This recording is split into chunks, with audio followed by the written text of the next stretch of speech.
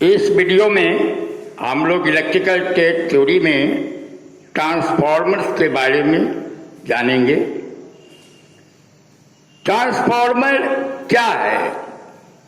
तो ट्रांसफॉर्मर एक ऐसा स्थैतिक उपकरण है जो एक सर्किट से दूसरे सर्किट में एसी इलेक्ट्रिकल एनर्जी ट्रांसफर यानी स्थानांतरित कर सकता है और जो एसी वोल्टेज को स्टेप अप या स्टेप डाउन कर सकता है।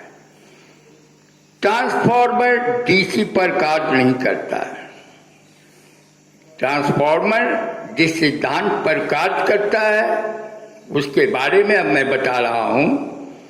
जब किसी कॉइल में अल्टरनेटिंग करंट प्रवाहित की जाती है तो उसके चारों ओर एक अल्टरनेटिंग मैग्नेटिक फील्ड इस्टेब्लिश हो जाता है। इस मैग्नेटिक फील्ड में अवस्थित दूसरी coil magnetic lines of force का छेदन करती है और उसमें इलेक्ट्रोमोटिव फोर्स उत्पन्न हो जाता है। इस सिद्धांत को म्यूचुअल इंडक्शन भी कहते हैं।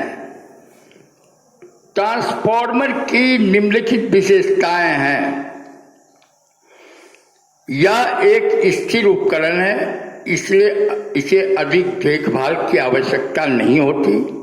दूसरा, इसके द्वारा हाई वोल्टेज को निम्न में तथा निम्न वोल्टेज को उच्च में परिवर्तित किया जा सकता है।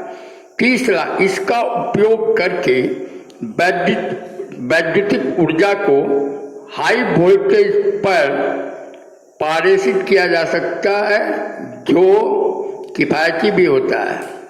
और इसकी दक्षता उच्च होती है और यह लंबे समय तक कार्य के योग्य बना रहता है। ट्रांसफॉर्मर में अगर हम लोग ये सोचें कि इसकी बनावट कैसी होती है तो इसमें दो वाइंडिंग्स होते हैं जो लैमिनेटेड लौह कोर से घिरी होती है। एक वाइंडिंग को प्राइमरी तथा दूसरे वाइंडिंग को सेकेंडरी कहते हैं। जिस वाइंडिंग को एसी सोर्स से जोड़ा जाता है वह प्राइमरी वाइंडिंग कहलाता है और जिस वाइंडिंग से किसी सर्किट को एसी वोल्टेज प्रदान की जाती है उसे सेकेंडरी वाइंडिंग कहते हैं। ट्रांसफॉर्मर वाइंडिंग को लोह कोर से घेर दिया जाता है। ऐसा इसलिए कि प्राइमरी वाइंडिंग द्वारा पैदा हुआ मैग्नेटिक फ्लक्स अधिक से अधिक मात्रा में सेकेंडरी वाइंडिंग में से गुजर सके और उसमें अधिक से अधिक विद्युत वाहक बल पैदा कर सके। लौह कोर लैमिनेटेड इसलिए रखी जाती है कि एडी करंट लॉस को कम रखने के लिए यह कार्य करे। सेकेंडरी वाइंडिंग की भांति लौह कोर में भी विद्युत वाहक बल प्रेरित होता है जिसके कारण उसमें एडी करंट प्रवाहित होता है और वैद्युतिक शक्ति का अपव्यय करती है।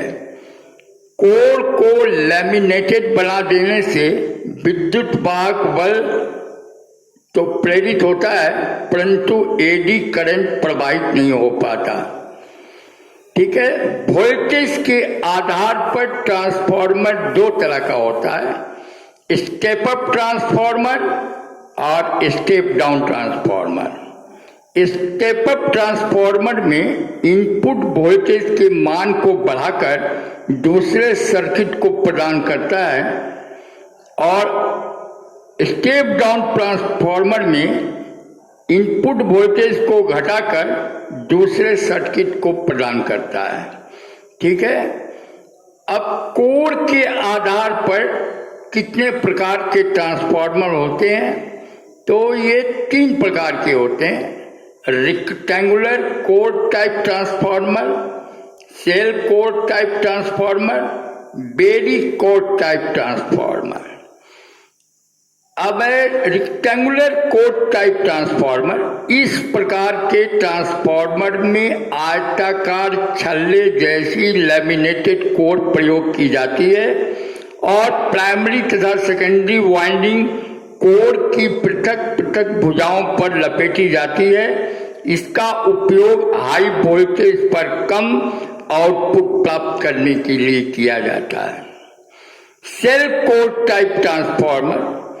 इस प्रकार के ट्रांसफार्मर में वोल्टेज तथा करंट आकार की लैमिनेटेड कोर प्रयोग की जाती है और प्राइमरी तथा सेकेंडरी वाइंडिंग कोर की मध्य भुजा पर एक के ऊपर एक लपेटी जाती है। इसमें फ्लक्स लीकेज